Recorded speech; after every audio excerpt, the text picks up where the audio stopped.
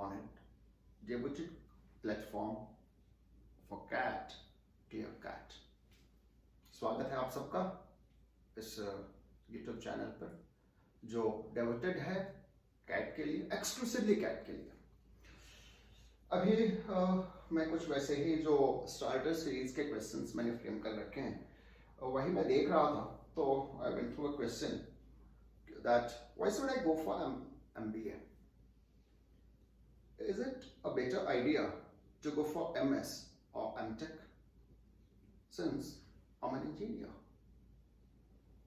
Let me make it very more explicit for you कि मैं engineer हूँ, मुझे MS या MTech के लिए जाना चाहिए या फिर मैं MBA करूँ.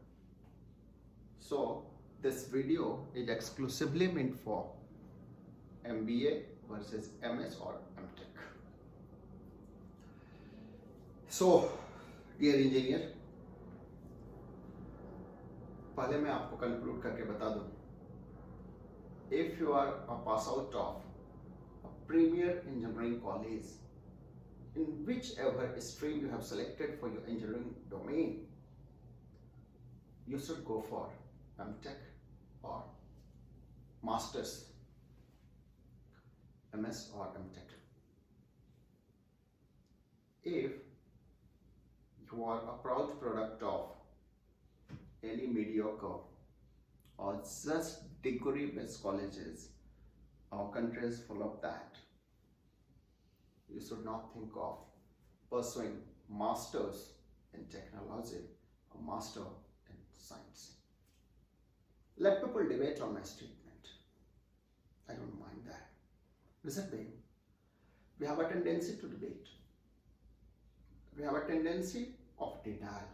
We have a tendency of acceptance more than required. So when I talk, I hardly bother for the people who talk in middle terms. Depend करता है, वो depends. वो आपके choice, आप अपने को देखो. So if you are that great in terms of decision making and evaluating yourself, you could have reached to the conclusion whether you have to go for MBA or have to go for MS or have to go for MTech. आप YouTube पर video तलाश के ये झेल नहीं रहे होते मुझे. Am I right? Fine. तो मैं जो कह रहा हूं, अगर आप अच्छे इंजीनियरिंग कॉलेज के पास आउट हो, आपको लगता है कि जो भी सब्जेक्ट आपने इंजीनियरिंग में पिक किया था that was not accidental or parental imposition, it was your choice. Go for MS or MTech, you'll excel in life. I don't believe that only MBA can make you a business leader. Our entire business corporate domain is full of that story where engineer had excelled into engineering. I'm a business verticals. So क्यों ऐसा है? ऐसा क्यों मैं कर रहा हूँ? क्योंकि शायद आपने जब इंजीनियरिंग सेलेक्ट किया होगा तो ये आपका चॉइस रहा होगा और आपके पेरेंट्स भी आपके इस चॉइस से इत्तेफाक रखते हुए आपको इंजीनियरिंग कॉलेज ले गए होंगे. आपने 4 साल पढ़ाई भी करी होगी और आपके टीचर भी बड़े स्किल होंगे और आपको अच्छी तरह वो डोमेन पढ़ाया होगा और आपने समझा होगा. नाउ आप उस क्षेत्र में प्रोडक्ट डेवलपमेंट को जाओगे जिस किसी डोमेन में आपने इंजीनियरिंग किया है, अगर आप मास्टर्स को चाहते हो उसी डोमेन में. लेकिन एक चीज समझो कि मोस्ट ऑफ द इंजीनियर्स, या आप ऐसा कहो कि जो भी बिजनेस एडमिनिस्ट्रेशन या फिर सिविल सर्विसेज की तरफ जाते हैं, वो कहीं ना कहीं इंजीनियरिंग बैकग्राउंड से आते हैं. या ऐसा कहो कि इंजीनियरिंग बैकग्राउंड के लोगों का रिजल्ट ज़्यादा देखा गया है, चाहे IIM की बात करो या फिर आप बात कर लो UPSC की. ऐसा क्यों है? क्योंकि इंजीनियरिंग कॉलेज में रहने के दौरान उन्हें ये रियलाइज होता है कि सिलेबस को बहुत अच्छे से उन्होंने नहीं पढ़ा. या तो रिसोर्स पर्सन बहुत काबिल नहीं थे, या तो उनके इंटेंशंस बहुत प्योर नहीं थे, या तो कॉलेज एडमिनिस्ट्रेशन और मैनेजमेंट इफेक्टिव नहीं था. For whatever reason they are not a good engineer despite having a degree. Then they go for scapegoat MBA और UPSC. I don't mind it. आप जा सकते हो.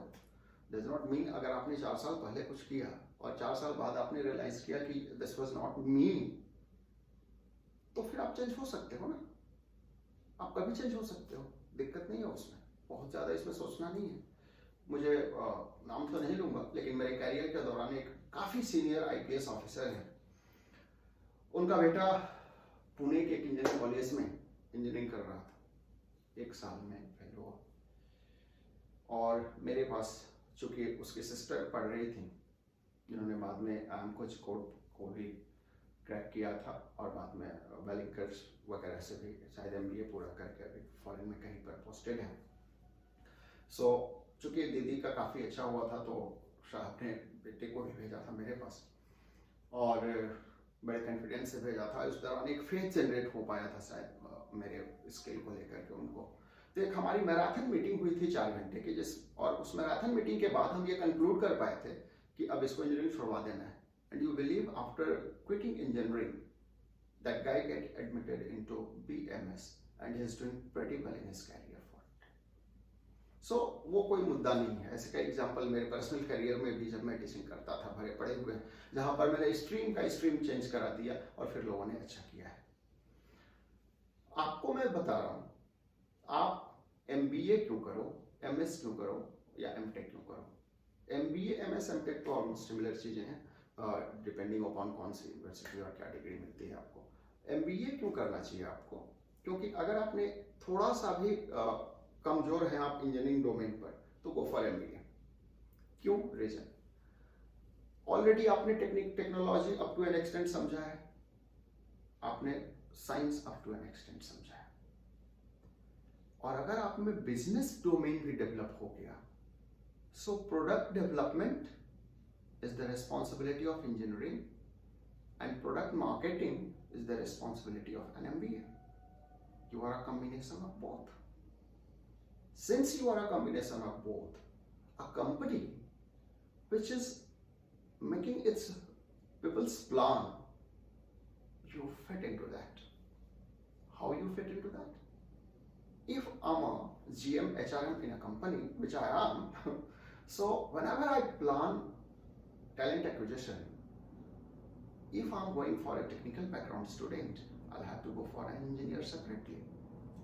If I'm going for a MBA guy or business administration guy, I'll have to go one for separate. So I'm hiring 2 people, paying 2 people. But if you are an engineer with an MBA degree, I will prefer to buy a combo pack. One person, even if little increased salary, but that increased salary even would be lesser than that of I would be paying 2 people, right? So मैं क्यों जाऊंगा ऐसे 2 लोगों के लिए, मैं एक को क्यों नहीं सेलेक्ट कर लूं जो प्रोडक्ट डेवलपमेंट में को भी समझ पाए और at the same time product को मार्केट भी कर सके। That is why MBA people are paid more than that of engineers. The first reason, because they have a mixed traits. Another reason, engineers are paid lesser than that of MBA, because engineers are trained to monitor machines or to play with machines. One command and every machine does the same. By and large, it's maintained. What about people? यार, एक बाप तो life time में अपनी संतान को monitor नहीं कर पाता, एक वाइफ हस्बैंड आपस में दिन भर लड़ते रहते हैं, है कि नहीं है?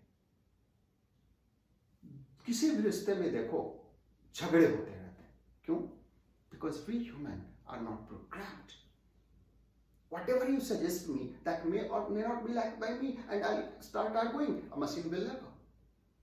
Since an engineer controls 1,000 machines at one command, but the same engineer cannot control 1,000 emotions at one time or one emotion 1,000 times. Very clear. Engineer expect less of and MBA guy expect more, because वो peoples manage करता है, ये machines manage करते हैं, machines command पर चलती हैं, peoples अपनी इच्छा से चलते हैं, उनको कंट्रोल करना बहुत बड़ा स्किल का काम है, मैक्सिमम वेलफेयर इंश्योर करना बहुत बड़ा स्किल का काम। मशीन को आप अपग्रेड करते हो अपने चॉइस से। पीपल अपग्रेड होते हैं अपने चॉइस से। आपकी ट्रेनिंग मॉड्यूल चाहे जितनी इफेक्टिव हो, if I don't want to upgrade me, I don't find it anyway fruitful to upgrade me, कौन कर सकता है यार मुझे? कौन कर सकता है मुझे train? And that is why मैं कंक्लूसिव नोट पर अगर बात करूं तो कहूंगा, अगर आप इंजीनियरिंग डोमेन में बहुत अच्छे नहीं हो तो प्लीज मास्टर्स के दौरान आप एमबीए को जाओ, बिकॉज शायद आपका कैरेक्टरिस्टिक ट्रेट्स जो उभर के आएगा आफ्टर 2 years, वो एक टेक्नोलॉजी, एक टेक्नोक्रेट और एक मार्केटियर दोनों का कॉम्बिनेशन होगा, which will have always a greater value, a greater satisfaction, a greater contribution feel that all the domain, believe me, will be a larger package than that of going for MS or MTech. Thank you so much. I hope this will make you reach to any conclusion about yourself. Thank you so much.